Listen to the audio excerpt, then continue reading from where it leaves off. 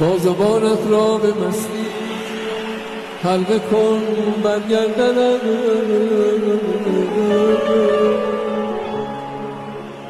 تا بلرزد تا بلرزد زیر بازوهای سیمیرم تنم.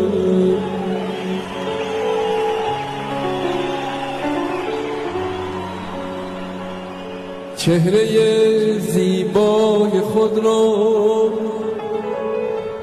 از رخ من با مگیر،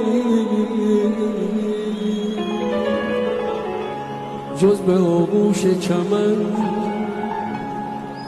جز به آغوش چمن یا دامن من جا مگیر.